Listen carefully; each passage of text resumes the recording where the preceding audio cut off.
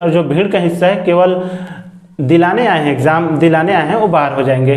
तो इस 14 दिन में हम एक रणनीतिक तहत कौन सा ऐसा पोर्शन है जिसको ना पढ़े तो भी काम चल जाएगा। हम अब उल्टा सवाल कर लेते हैं, समझ रहे हैं। एक्चुअल में ये भाई मेरे से मिलने आया था, तो हम लोग मिल के ऐसी ही बात कर रहे थे, तो ये बोला कि सर कुछ गाइड कर देते हैं। तो मैं बोला यार चल बिल्कुल। तो ठीक ऐसे ही बैठे थे, तो ये ऐसे ही हुआ, ऐसा कोई प्लानिंग नहीं रहता था कि आप उसको बुलाएंगे बात करेंगे, तो लगे हाथ हो गए। तो नेक्स्ट जो कमिंग सून है वो भी बता दूं, हम और भी एक दो लोग को बुलाएंगे। डीएसपी हैं, नायब तहसीलदार हैं, जो अपने स्टूडेंट भी कम दोस्त हैं, है ना। हेलो दोस्तों, नमस्कार। मैं ब्रिजेश दर्शन बहुत बहुत स्वागत करता हूं। जैसे कि दोस्तों आपको पता है, आपको स्पेशली तौर पे आज हम एक स्पेशली गेस्ट से मिलाने वाले हैं, जो कारोबार और मेहनत के एक दूसरे नाम से जाना जा सकता है। और वो सीखने का मौका मिलेगा कि कैसे हम लोग अपने आप को कमजोर, इकोनॉमिकल, जो फाइनेंशियल प्रॉब्लम या एक्सेट्रा ऑल, या एवरेज स्टूडेंट इवन बोलते हैं कि सर हम एवरेज स्टूडेंट हैं, हम लोग का मार्क नहीं आता। आज मैं मिलाऊंगा आपसे कि इन सब से परे जिंदगी की एक संघर्षशील से आते हुए उभरते हुए सितारे मेरे दोस्त, तो अभी हम मिलवाएंगे। पहले आपको मैं बता देता हूं इनके बारे में। तो दोस्तों आज का जो हम लोग का एक सेशन रहेगा, बहुत कम समय के लिए हम अवेलेबल रहेंगे, लेकिन हो सकता है आपकी लाइफ में आज करवट बदल जाएगी। हो सकता है इस वीडियो देखने के बाद हो सकता है कि आप इस सफलता की एक सीढ़ी पे आप आगे कदम बढ़ जाए। तो दोस्तों हम आज बहरहाल पीएससी का जो एग्जाम होने वाला है 13 फरवरी को, उसके बारे में भी बहुत सारे बात करने वाले हैं। और उसके अलावा हम ऐसी मास्टर कीवर्ड देने वाले हैं मेरे दोस्त के द्वारा, और हम लोग मिल के अभी जो आपको बताने वाले हैं। हो सकता है प्री आपका जो थोड़ी मोड़ी दुविधा में हो इनकॉन्शियस हो लाइफ को, मतलब एग्जाम को लेके, तो फाइनली यार आज जंप करने वाले हैं और तबाही धुआं धुआं होने वाला है दोस्तों। तो दोस्तों आज मिलते हैं कृष्ण पाटले, जो दोस्तों अभी फिलहाल नायब तहसीलदार 2020 में ये नायब तहसीलदार की पोस्ट पे मतलब चयन हुआ है। 2019 में सीटीआई कॉमर्शियल टैक्स इंस्पेक्टर के नाम से जो चयन हुआ था, है ना। तो लगातार इनका एक कारवां देखिए कि एक के बाद एक सिलेक्शन आया, लेकिन यार इसके पीछे की कहानी आप समझ सकते हैं, बहुत बहुत बड़ा रहा होगा इनका जर्नी। तो हम एक एक करके बात भी करेंगे, देखेंगे इनकी जर्नी क्या है। और सबसे बड़ी बात बताऊं मैं, ये ऐसे इंसान है जो ऐसा पृष्ठभूमि जो कभी से कोई एंगल से नहीं लगता कि इनके परिवार में कोई अधिकारी बन सकता है या सपना देख सकता है बन, मतलब उन पृष्ठभूमि से आना यार महज एक जिद वाली जो बात होती है ना कि यार हम करके दिखाएंगे, और इन्होंने करके दिखाया भी, ये सबसे अच्छी बात है। और हालांकि अब इनके जानेंगे इनके पेरेंट्स का क्या योगदान रहा, भाई का क्या रहा, हम धीरे धीरे इनकी जो कीवर्ड है वह खोलते जाएंगे, समझ रहे हैं। तो फिलहाल इनका जो है लगातार दोस्तों 6 बार, मतलब दोस्तों 2016 से स्टार्ट किए थे तैयारी, और लगातार प्री तो ऐसे ही निकल जाता है। सोचिए कैसे आज सीखेंगे, आज मजा आने वाला है बाकी। और बात करेंगे फ्रेंकली, कोई मतलब ऐसा नहीं है कि अरे यार थोड़ा सा बता दे, नहीं, पूरा ओपन बात। तब आज लेके चलिए कि आज यार 10-15 मिनट की वीडियो में आपको बहुत गहरा छाप छोड़ने वाला है। तो चलिए मिलते हैं। हमारे साथ हैं कृष्णा पाटले, जो मेरे दोस्त हैं, और मतलब एक बार मार्गदर्शक भी हूं मैं, लेकिन सबसे अच्छा है कि मैं दोस्त ही मानता हूं फाइनली अगर बताएं तो आज इनका स्वागत करते हैं हमारे चैनल पे। कृष्णा पाटले, बहुत बहुत स्वागत है मेरे भाई। जी सर, बहुत बहुत धन्यवाद सर। ये तो आपका बड़प्पन है पर आप मेरे गुरु और मैं आपका शिष्य हूँ। नहीं, और एक चीज और बता दूं, हम लोग ऐसे ही नॉर्मली बात करने के लिए आए हैं। आपको ये नहीं लगना चाहिए कि आज हम इंटरव्यू कर रहे हैं या हम कुछ आपको और नया सिखाएंगे, नहीं, हम दोनों बात कर रहे हैं। आपको इस बीच में बहुत सारी चीज आउटपुट मिलेगी, सबसे बात ये आज खास होने वाली है। तो कृष्ण पाटले, क्या लग रहा है कि अब यार नायब तहसीलदार बन गए हो और उस समय एक नॉर्मल स्टूडेंट की तरफ जी रहे थे, तो यार दोनों के पीछे क्या तालमेल है, बताएंगे। जी सर, अगर देखा जाए इसके पीछे, मतलब अगर संघर्ष करो और जो सफलता मिलता है ना, उसको बताना मुश्किल है, केवल महसूस किया जा सकता है सर। गॉट इट, एकदम यार सही बात है कि यार उस समय ऐसा था कि कहीं पर ठेले के पास चाय पीते थे, आज अब उसी ठेले के पास जाके चाय पीते हैं, लेकिन एक बड़ा कारवां, एक प्राउड फील होता है कि यार यहीं से हम उठे थे, इसी यहाँ से चाय पीते थे, लेकिन आज हम नायब तहसीलदार बन गए हैं, तो यार मजा आता होगा। जी सर, इसका आनंद ही कुछ और है सर, आनंद ही कुछ अलग है। और दोस्तों आपको ये भी बता दें कि इनका यार मतलब जो प्री निकालने का तरीका है ना, यूनिक है एकदम। तो हम बात करेंगे। फिलहाल ये देख लेते हैं कि यार इनकी जिंदगी में इनके जो सपोर्ट सिस्टम है, मतलब मैं जहाँ तक इनके बारे में जानता हूँ, अब मेरे दोस्त हैं तो नो डाउट अब पूछने वाली बात तो नहीं होगी। यहाँ इनकी पेरेंट्स की अगर हम बात करें तो दोस्तों मैं मिल भी चुका हूँ और जानता हूँ, मतलब वो कोई एजुकेटेड फैमिली नहीं है इनकी, बिल्कुल नहीं है। मतलब एक आप ये समझिए कि खेती किसानी करने वाले नॉर्मल मतलब परिवार से है, मतलब और ये खुद अपना एक जो कॉलेज या एजुकेशन लाइन है वो एवरेज स्टूडेंट की तरह की है। लेकिन अंदर यार जिद जो होती है ना, वो आदमी को ना बहुत ज्यादा अंदर तक ढकोल देती है कि यार हमको करना है एक चीज, कोई लगता है ना दिल में। तो इनकी जिंदगी में भी वो पल आया होगा, तो वो पल हम जानते हैं कि इनकी टर्निंग पॉइंट जो है अधिकारी बनने का जो रेस है वो शुरुआत कहाँ से हुआ। जी सर, सबसे पहले सर मैं अपने आप को भाग्यशाली मानता हूँ कि मेरे मम्मी पापा नहीं पढ़े, लेकिन मुझे अपने मेहनत से पढ़ाया और यहाँ तक पहुँचाया भी। और इसमें सबसे बड़ा योगदान मैं अपने भैया लोग का मानता हूँ। हम लोग 4 भाई हैं, सबसे छोटा मैं हूँ, और मेरे भैया लोग मेरी पढ़ाई के लिए अपना पढ़ाई त्याग दिए। जी सर, अपना पढ़ाई की केवल प्राइवेट की है और काम भी किया, और उसके काम करते करते मुझे पढ़ाया। और मुझे इसी बात की खुशी मिलता है कि उनकी मेहनत को आज मैं सफलता के मुकाम तक पहुंचा पाया। बिल्कुल, उनको इतना खुशी हुआ होगा जिस दिन रिजल्ट आया होगा, मतलब एक सारोबार। और मैं जैसे देखा कि उस समय इनका वेलकम हो रहा था गांव में, मतलब यार गांव में भी ऐसा पृष्ठभूमि के नहीं है ना। जी सर, आसपास भी ऐसा नहीं है। मैं पहला अपने क्षेत्र का अधिकारी हूँ जो CGPC के थ्रू मैं चयनित हुआ हूँ। हाँ, मतलब एक वो होता है ना कि यार कोई ना कोई बना हो तो नहीं होता, लेकिन इनके गांव में ऐसा था कि ये मतलब बहुत बड़ा मतलब विधायक जो है जीत के आते हैं ना, तो घर में पूरा एक जनता मंडल लगा रहता है। उस तरीके से सोचिए इसकी, मतलब जब शुरू में हुई CTI भी हुआ है भाई मेरा, 2019 में CTI था। CTI मतलब कॉमर्स एंड टैक्स इंस्पेक्टर, उसमें हुआ था, तब से इसका स्वागत हो रहा है। 2019 में मतलब 20 में और स्वागत होने लग गया है। मतलब अब समझ रहे हो, मेहनत एक जो होता है, हम लोग समझते हैं कि यार आज नहीं हुआ छोड़ देंगे, कल हुआ मतलब नहीं हुआ छोड़ देंगे, ऐसा एक माइंड में चलते रहता है। इस व्यक्ति को 2016 से टिल नाउ कॉन्स्टेंटली तैयारी करते हुए देखा हूं मैं पास है। तो आइए जानते हैं कि इसकी जिंदगी में वो कौन सा दौर था जब वो डिप्रेस होना चालू हो रहा था, और डिप्रेस से कैसे निकला। तो चलिए एक बार सर, जैसे मैंने 2016 से CGPC की तैयारी स्टार्ट किया, और 2016 में मेरा प्री क्लियर नहीं हो पाया। मैं कुछ नंबर से चूक गया, और शायद अनुभव की कमी रहा, क्योंकि उस टाइम ज़्यादा ज्ञान नहीं था और अनुभव नहीं था। फर्स्ट अटेम्प्ट था, नहीं हो पाया। फिर भी चलो लगा कि कम टाइम था, फर्स्ट अटेम्प्ट था, फिर आगे बढ़ते हैं, करते हैं। फिर अगला तैयारी किया, अगले में मैं प्री क्लियर किया, मेंस किया, और मेंस में इंटरव्यू तक क्वालिफाई नहीं हो पाया सर। तो फिर बोला कि चलो एक स्टेज तो आगे बढ़ रहे हैं, फिर करेंगे, हो जाएगा, मेहनत करेंगे, हो जाएगा। फिर सर जैसे 2018 प्री हुआ, मेंस लिखे, इंटरव्यू कॉलिंग आया, और उस टाइम शायद कुछ भी बोले कि बदकिस्मत बोले या कुछ भी बोले, है ना, अनलकी हुआ कि कुछ नंबर से चूक गया। और मुझे उस पल याद है कि 21 जनवरी को रिजल्ट आया था, 2018 का 21 जनवरी 2019 में रिजल्ट आया था, और 9 फरवरी आई थिंक मुझे याद आ रहा है कि 9 फरवरी 7 या 9 फरवरी को, मतलब 2019 को, हाँ 2019 में प्री का एग्ज़ाम था।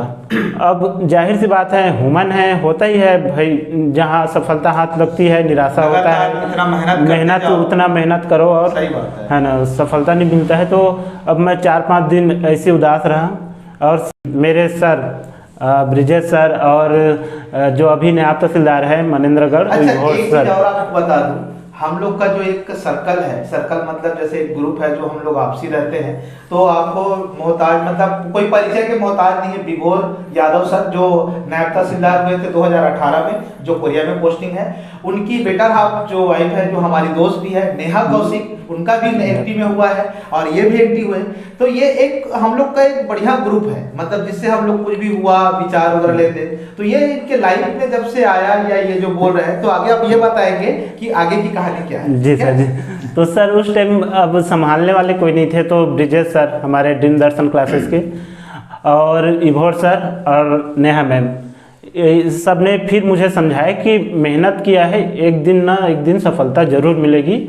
और 2-4 दिन मैं ऐसे ही गम में रहा, सर लोग समझाए, फिर मैं अपने आप को बूस्ट किया, और फिर प्री के लिए भिड़ गया, और फिर 9 फरवरी को प्री दिलाया। उसके बाद मेंस का अच्छे से तैयारी किए, और देखो उस पल को, अपने जो असफलता लगा था हाथ, उस पल को हम भुनाकर फिर नए सिरे से तैयारी किए, और उसका फल ये मिला कि हम 2019 जो कोरोना काल की वजह से 2020 में रिजल्ट आया,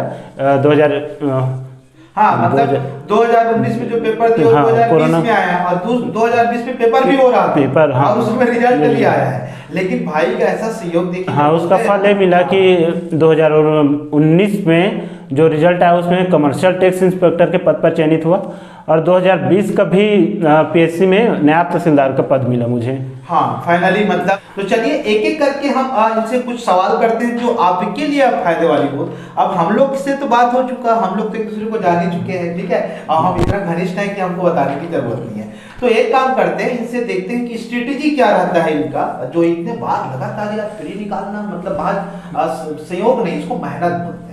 और मेहनत और इन द सेंस कि आप ये कि सही डायरेक्शन में मेहनत करना, क्योंकि कोचिंग की भीड़ में लोग इतना तालुबान हो गए हैं, मतलब पूरा घुस गए हैं कि पता ही नहीं चल रहा कि क्या पढ़ें क्या नहीं। कि प्री में अपना स्ट्रेटेजी क्या था और पहले क्या था और गलतियां होती थी क्या सुधारना चाहिए, तो सबसे पहले बता कि क्या अपना स्ट्रेटेजी था। जी सर, मुझे ऐसा लगता है कि जैसे हम लोग प्री दिलाते हैं तो कंपटीशन किसी दूसरे से ना होकर खुद से है, क्योंकि अगर हम गलती करते हैं तो प्री से बाहर हम होते हैं, उसमें सुधार कर लेते हैं, मेंस के लिए क्वालिफाई हम होते हैं, ना कि दूसरे की वजह से होते हैं। तो मेरा पहला एक्सपीरियंस रहा कि 2016 में CGPSC 2016 का दिलाया, तो मैं 7 नंबर से जब रिजल्ट आया तो मैं देखा कि 7 नंबर से बाहर हो गया था, क्वालिफाई नहीं हुआ।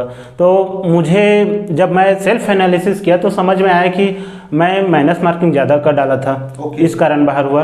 तो मैं जब सेकेंड अटेम्प्ट प्री दिया तो उसी को मैं सुधार किया, और जब सेकेंड अटेम्प्ट दिया तो एक रणनीति के तहत दिया, क्योंकि इतना कंपटीशन इतने लोगों से है, लगभग 1,25,000 दिलाते हैं और क्वालिफाई होना रहता है 35 और 4,000। तो मुझे लगता है कि इसके लिए एक सटीक रणनीति जरूरी है प्री एग्जाम क्लियर करने के लिए। हाँ बिल्कुल, मतलब एक जब तक आदमी ओवरऑल उस चीज को, पैटर्न को, सिलेबस को और पिछले सालों के क्वेश्चन को जब तक वो नहीं करेगा तो उसको पता भी नहीं चलेगा, राइट है ना। जी सर, जी सर। तो वही है। तो अपना हम ये बता कि 14-15 दिन जो बचा है, मतलब 10 दिन के हिसाब से भी लेके चलते हैं, तो अपने जो पुराने दोस्त हैं जो 1-2 बार से लगातार देते आ रहे हैं और अब दे रहे हैं लेकिन उनसे गलतियां हो रही है, उसको अपन क्या टिप्स देंगे कि उनको क्या सुधार करना चाहिए और क्या करें।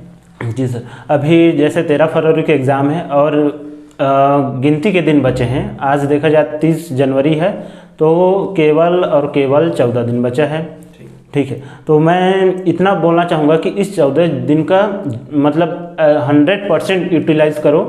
और प्री के लिए, प्री मतलब एक स्क्रीनिंग टेस्ट ही है, बहुत बड़ा एग्ज़ाम नहीं है, केवल भीड़ तंत्र को कम करने के लिए है ना। तो एक इसमें अगर जो सीरियस कैंडिडेट है बिल्कुल वो मेंस के लिए क्वालिफाई करेंगे, और जो भीड़ का हिस्सा है केवल दिलाने आए हैं, एग्ज़ाम दिलाने आए हैं, वो बाहर हो जाएंगे। तो इस 14 दिन में हम एक रणनीति के तहत मतलब तैयारी कर सकते हैं। तो जैसे बात करें इस 14 दिन का, तो जैसे हम जानते हैं कि प्रीलिम्स में छत्तीसगढ़ पोर्शन से 50 क्वेश्चन और इंडिया से 50 क्वेश्चन। तो सर इस 50 क्वेश्चन के लिए हम लोग छत्तीसगढ़ को इतना अच्छे से स्ट्रांग कर ले कि मैक्सिमम क्वेश्चन बने। अगर हम छत्तीसगढ़ को अच्छे से स्ट्रांग करते हैं तो बिल्कुल हमारा एकदम 100% श्योरिटी है कि प्रीलिम्स क्लियर हो जाएगा। और रही बात इंडिया जीएस की, तो इंडिया जीएस में देखा जाए तो कुछ सब्जेक्ट का वेटेज ज़्यादा, वहाँ से क्वेश्चन आना ही आना है।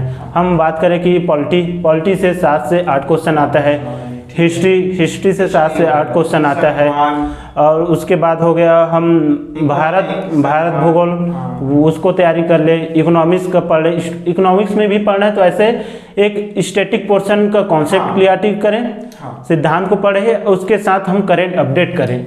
क्योंकि हमेशा अगर इकोनॉमिक्स से 5 क्वेश्चन आ रहा है तो 2 क्वेश्चन स्टैटिक से पूछेगा और 3 क्वेश्चन करंट से पूछेगा। तो करंट में हमें क्या करना है कि वर्तमान में जो इकोनॉमिक्स में जो हो रहा है, क्या क्या चीज़ घटना हो रहा है, और साथ साथ आर्थिक सर्वे।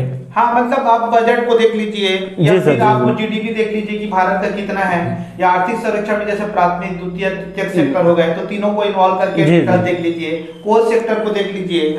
बस सर, इतना बेसिक चीज ही पूछा जाता है, क्योंकि ये जनरल अध्ययन है, मतलब सामान्य अध्ययन है, ना कि इसमें हमें पीएचडी करना है। तो हमें तो इतना पता होना चाहिए कि हमारे तीनों सेक्टर में किसका किसका वृद्धि दर क्या है, हिस्सेदारी क्या है, जीडीपी क्या है भारत का, प्रति व्यक्ति क्या है, तो बस बेसिक चीज़ ही पता होना चाहिए और बहुत डीप पढ़ने की जरूरत नहीं है, क्योंकि अगर आर्थिक सर्वे की बात करें कि इतना डाटा है, हजारों डाटा होगा सर, तो उसको याद करना मुश्किल है, और याद भी कर लेंगे तो वहाँ एग्जाम में हाथ पाँच हो जाएगा। क्योंकि भले यहाँ हम लोग नॉर्मल है तो याद आ जाता है, लेकिन एग्जाम में जाए तो वहाँ का प्रेशर ही अलग रहता है, माइंड सेट ही अलग रहता है।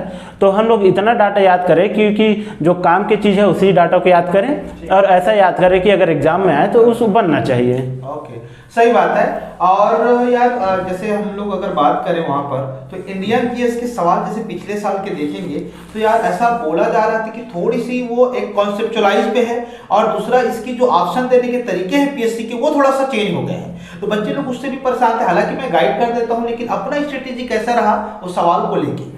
जी सर जी, जैसे हमारा पीएससी कभी भी कुछ भी कर देता है, इसको मानना पड़ेगा, क्योंकि अगर पिछले साल देखा जाए तो टफ लेवल का था, कट ऑफ डाउन गया। उसके 2 साल पहले देखा जाए तो इजी में वे में पूछ दिया था, सिंगल लाइनर पूछ दिया था, कट ऑफ 130 135 गया, जबकि पिछले बार 100 के आसपास गया था।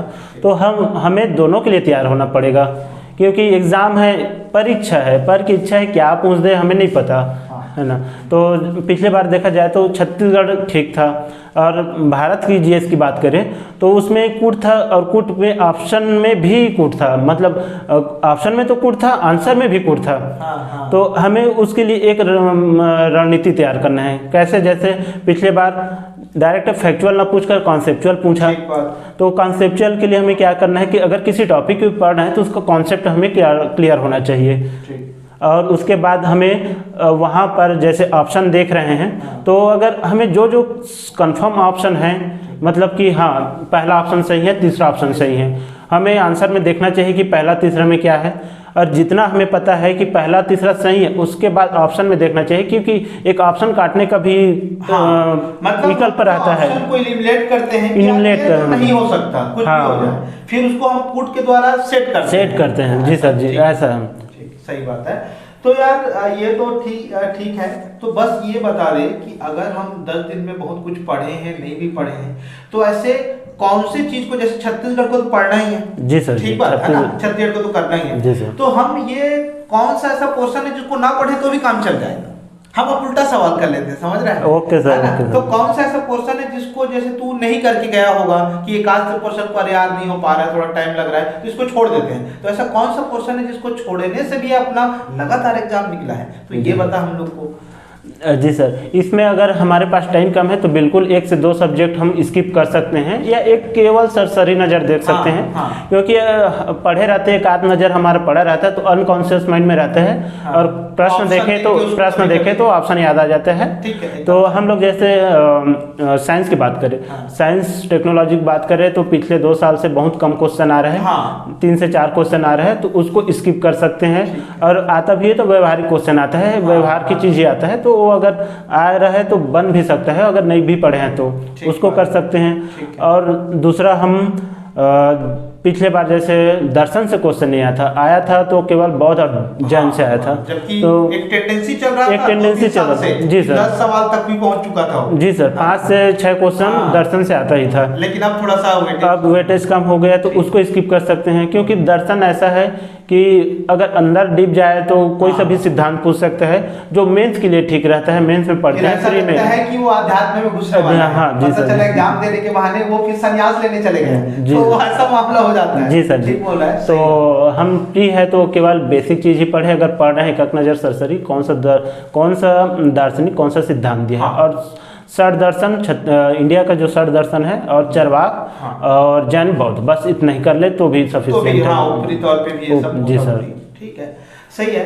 अब यही सब चीजें हैं, आपको तैयारी का एक सटीक रणनीति जो है, जैसे भाई ने बताया आपको कि यार सीजी पोर्शन को तो नो डाउट करके जाइए, और आप बाजारीकरण के तत्व ध्यान में मत जाइए। बाजारीकरण इन द सेंस कि लोग हवा बनाते हैं चीजों को लेके कि यार इतना पेपर हार्ड आया है, या इतना, भाई एग्जाम तो निकाल ही रहे हैं ना, मतलब आपके लिए हार्ड है, और जो निकाले उनके लिए हार्ड नहीं था, ऐसा तो हो नहीं सकता। तो सबके लिए यार वही चीज है, देखने का नजरिया होता है। तो कुल मिला के ये है कि जैसे भाई ने कहा कि सीजी पोर्शन को एकदम 100% कर देता। जी सर जी, सीजी आपका स्ट्रांग होना ही चाहिए, क्योंकि अगर इंडिया जीएस में अगर टफ आया तो वहां से जो नैया पार है हमारे प्रीलिम्स का, वो सीजी पोर्शन लगाएगा जी।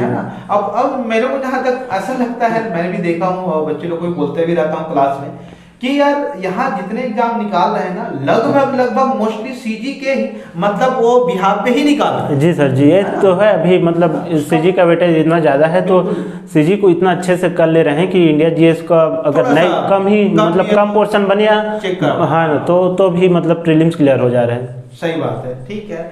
तो हम दोस्तों ये तो और बातचीत अभी थोड़ा सा होगा, लेकिन यार मेंस के लिए भी हम आगे आने वाले समय वीडियो बनाएंगे। एक चीज ये बता कि यार एक मार्केट में बाजारीकरण भी है और कुछ हद तक सही भी है, मुझे भी लगता है इवन, और कभी कभी ऐसा लगता है कि यार ये शायद थोड़ा ठीक भी नहीं है। कोचिंग करना सही है या नहीं है, या फिर अब मतलब आप शायद कोचिंग किए होंगे या कहाँ से किए हैं, तो ये बच्चे लोग को भी बता दीजिए, अपने दोस्त लोग को जो नए आ रहे हैं कि कोचिंग कर भी सकते हैं या नहीं कर सकते, या फिर कोचिंग का क्या इम्पैक्ट रहा आप पे। तो ये कृष्णा एक बार डिस्कस करते हैं। जी सर मैंने अपना ग्रेजुएशन टेक्निकल से किया था। अच्छा। और सीजीपीएससी की तैयारी करना था मुझे, तो टेक्निकल से नॉन टेक में आना मेरे लिए एक चुनौती था। हाँ। मुझे कुछ भी नहीं पता था, तो मुझे लगा कि कोचिंग करना चाहिए, तो मैंने सर कोचिंग लिया और कोचिंग में मुझे बहुत फ़ायदा मिला, प्रॉपर गाइडेंस मिला और क्या पढ़ना है क्या नहीं पढ़ना है। और उसके साथ साथ जैसे कोचिंग का, उसके साथ साथ मुझे मेरे एक सर और फ्रेंड के रूप में ब्रिजेश सर मिले, विभोर यादव सर मिले जो अभी नायब तहसीलदार हैं, अभी जो बात कर रहे थे। हाँ जी, और नेहा मैम मिली। तो इन सब का बहुत योगदान रहा। प्रॉपर गाइडेंस जो ब्रिजेश सर का है, वो एकदम उनका जो व्यू पॉइंट है और टीचिंग स्किल है मुझे बहुत प्रेरित किया। और जब भी मुझे समस्या आता था मैं सीधा ब्रिजेश सर के पास कॉल करता, सर ऐसा हो रहा है, मेरे से ये चीज़ नहीं हो पा रहा है, तो सर प्रॉपर कॉल में ही मुझे समझा देते थे और वो चीज़ मेरे एग्ज़ाम क्लियर करने में काफ़ी हेल्प हुआ। रही बात सर की कोचिंग करने या ना करने की, हाँ। तो इसमें अपना अपना है कि अगर आपको लग रहा है कि कोचिंग की ज़रूरत है तो बिल्कुल कोचिंग करो, और कोचिंग से बहुत चीज़ मदद मिलता है। अगर आपको प्रॉपर गाइडेंस और सही मटेरियल मिल जाता है तो हाँ। मुझे लगता है कि कोचिंग न भी करो तो भी एग्ज़ाम क्लियर हो जाता है। हमारे सामने बहुत से उदाहरण हैं जिन्होंने बिना कोचिंग किए अच्छे रैंक पर अच्छा रैंक सिक्योर किया और अच्छे पोस्ट पर चयनित हुए हैं।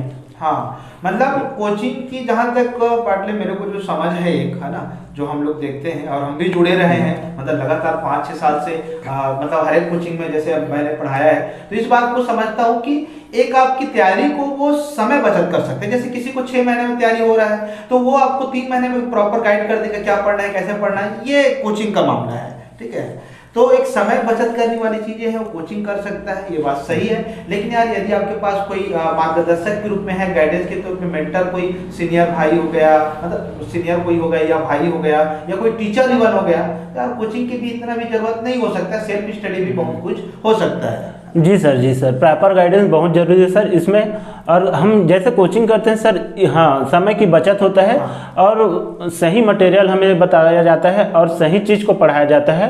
तो जो चीज़ हम अगर खुद से पढ़े शायद वो 1 दिन या 5 घंटा पढ़ने में समझ आएगा, वही चीज़ को कोचिंग में हमें 1 घंटे में पूरा कॉन्सेप्ट क्लियरिटी करके पढ़ाते हैं, तो ये चीज़ हमें फ़ायदा मिलता है। बिल्कुल मैं यही बोलना चाहूँगा कि कोचिंग करने से फ़ायदा ही मिलता है, बिल्कुल भी इसमें मतलब घाटा वाली कोई बात नहीं है। आपको अगर है सब चीज़ ठीक है, फाइनेंशियल कंडीशन ठीक है, हर चीज़ ठीक है, तो बिल्कुल कोचिंग ले लेना चाहिए। अगर आपको लग रहा है कि बिना कोचिंग का हो जाएगा, मेरे पास अच्छा मार्गदर्शक है, तो कोचिंग ना भी करो तो भी एग्जाम क्लियर कर सकते हैं। और बेसिकली ये है कि यार कोई भी 100% कोई भी कोचिंग वाला है जो हम बोलते हैं कि यार ये छूट गया ये नहीं पढ़ाया, तो यार कोई भी कोचिंग वाला 100% तो देता नहीं है। जी सर, मतलब उसको हमको ही कवर अप करना लास्ट में सर। बिल्कुल ये बात सही है, कोचिंग अपना पढ़ाएंगे, गाइडलाइन देंगे बिल्कुल, लेकिन जो एग्जाम क्लियर करना है खुद की मेहनत से होगा, खुद के सेल्फ स्टडी से होगा।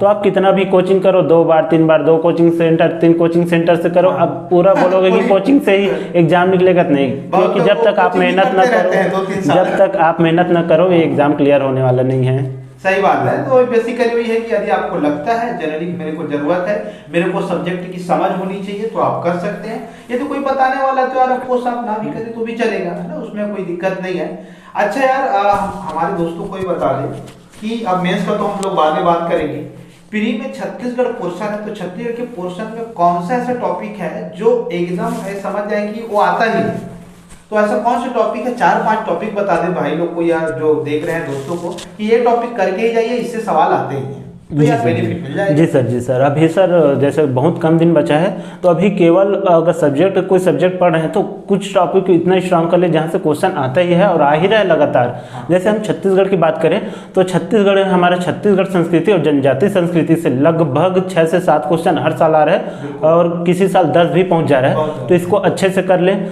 और इसके साथ साथ हम छत्तीसगढ़ के इतिहास, उसमें भी इतिहास में आधुनिक इतिहास, छत्तीसगढ़ का आधुनिक इतिहास करें, उससे क्वेश्चन आ रहा है। और उसके साथ साथ हम एक छत्तीसगढ़ की जियोग्राफी में खनिज पोर्शन देख ले और खनिज के साथ इकोनॉमिक सर्वे, और साथ साथ हमें जो छत्तीसगढ़ की भौगोलिक स्थिति, मतलब कहाँ नदी नाला पर्वत पहाड़, यहाँ से लगातार क्वेश्चन आ रहा है। तो ये सब चुनिंदा टॉपिक है, इससे क्वेश्चन आना ही आना है और आ ही रहा है। देखा जाए ना, हर साल क्वेश्चन देखा जाए तो पीएससी का एक दायरा है, यहाँ से क्वेश्चन आ ही रहा है। तो बिल्कुल ये सब चीज़ मतलब छत्तीसगढ़ पोर्शन में कर लें। और बाकी कुछ चीज़ है, मतलब छत्तीसगढ़ के छोटा चीज़ है जहाँ से 1 क्वेश्चन 2 क्वेश्चन हो रहा है, तो उसमें कम टाइम दे तो भी बन जाएगा वो। बातचीत करके वैसे भी बहुत अच्छा लग रहा है और हम आए हैं तो अभी चलो बस मेंस के लिए हम एक और वीडियो रखेंगे, बिल्कुल आप टेंशन ना लें। और दोस्तों आपको एक चीज़ और बता दे रहे हैं कि ये जो है हम चाहते हैं कि यार प्री के लिए बहुत अच्छा हो, तो यार आप मतलब दोस्त के साथ बातचीत हुए तो शेयर खूब करें, है ना। शेयर बनता है, आपका हक है, और हम तो रिक्वेस्ट कर सकते हैं कि आप करिए। और अपना भाई को हम बेस्ट विशेष भी देने वाले हैं कि यार अभी आने वाले समय में ये डीसी बने, तो चाहते हैं दोस्तों तो इनसे आप विदा लेते हैं। और दोस्तों हम चाहेंगे कि लास्ट जो टिप्स है वो आपको, जो आपको प्रेरित कर पाए, जो इनका स्ट्रगलिंग फेस रहा है भाई, कि यार मैंने भी देखा है इसका स्ट्रगलिंग फेस, मतलब एक हिम्मत हारने वाली चीज थी कि यार फाइनेंशियल प्रॉब्लम हो रहा है, अब रेंट वगैरह का कैसे करेंगे, तो यार लेकिन उसके बीच में ये तैयारी करके पोस्ट पाना तो यार एक बहुत बड़ी जुनूनी और इंस्पायरिंग मेन है। और हम खुद इंस्पायर होते हैं, बात करते हैं तो अरे यार अब बांट ले, तो उसमें ही हम एनर्जी लग जाता है। तो यार इसका एक जज्बा है जिसको हम भी सलाम करते हैं। तो यार अपने जो फ्रेंड हैं, जो नए भी आए हैं या फिर जो तैयारी करना चाहते हैं, तो इनके लिए यार क्या टिप्स हो सकता है? जी सर, अभी सर जैसे एग्ज़ाम बहुत नज़दीक है, 14 दिन का समय बचा है, तो इसमें हम ये कर सकते हैं कि इस 14 दिन में जितना पढ़े हैं उसको रिवाइज करें, और जिसका ज़्यादा वेटेज है उसको पढ़ें, कुछ नया बुक ना पढ़ें इसमें। और थोड़ा सा रहता है कि जैसे भीड़ तंत्र में अफवाहें ज़्यादा रहती हैं, डराते ज़्यादा हैं कि ये बुक पढ़ना चाहिए, वो बुक पढ़ना चाहिए, ये सब चीज़ से दूर रहें, बिल्कुल भी नकारात्मक चीज़ों से दूर रहें, अपने ऊपर विश्वास करें, अपना बेस्ट दिए तो बिल्कुल एग्ज़ाम में भी बेस्ट होगा और बेस्ट रिजल्ट आएगा। और अपने ऊपर कॉन्फिडेंस रखे, एग्ज़ाम एकदम कूल काम होकर दिलाए, बिल्कुल भी हड़बड़ाने, क्योंकि ऐसा होता है कि हम पढ़ कर जाए रहते हैं, स्टार्टिंग का समझो 3 क्वेश्चन नहीं बन रहे, तो हम लोग हड़बड़ी हो जाता है, हड़बड़ा जाते हैं कि पढ़ कर आए कैसे नहीं बन रहे। और होता यह है कि ह्यूमन माइंड है, अगला बनने वाला क्वेश्चन भी नहीं बन पाता है उसके बाद। तो बिल्कुल अगर 3 क्वेश्चन नहीं बन रहे, बिल्कुल ठीक है, नहीं बन रहे भाई, 97 क्वेश्चन पढ़ा है, 3 क्वेश्चन नहीं बन रहे, हो गए ना, 97 क्वेश्चन है, उधर तो बनेगा। तो बिल्कुल उसमें हड़बड़ाए नहीं, अपने आप को एकदम शांत कूल काम रखे और एग्जाम अच्छे से दिलाए। चलिए, तो हम दोनों की तरफ से आप तमाम जो कैंडिडेट हैं, जो अपने भाई हैं, दोस्त हैं, सभी लोग को ऑल द बेस्ट, कि आप बहुत अच्छे से पेपर दीजिए और आने समय में मेंस लिखिए यार, मजा आएगा। मेंस के लिए हम तो बिल्कुल हैं उपस्थिति, और बताएंगे आपको कि क्या कैसे कैसे करना है। और दोस्तों यदि आप हम लोग की ऑनलाइन क्लास करना चाहते हैं, तो जैसे कि आप डिस्क्रिप्शन में आपको दिया रहेगा, ड्रीम दर्शन एप्लीकेशन डाउनलोड कर लीजिएगा, बहुत सारे सब्जेक्ट अवेलेबल हैं, धुआं होता है क्लास में, कोई तनाव वाली पढ़ाई नहीं है, एकदम रंगीन मिजाज से पढ़ाई होता है। और जिंदगी में एक चीज हमेशा याद रखिए, जो मैं यंग जनरेशन को काफी बार बोलता हूँ कि यदि लाइफ में कभी कभी ऐसा होता है कि कोई बार बार किल की तरह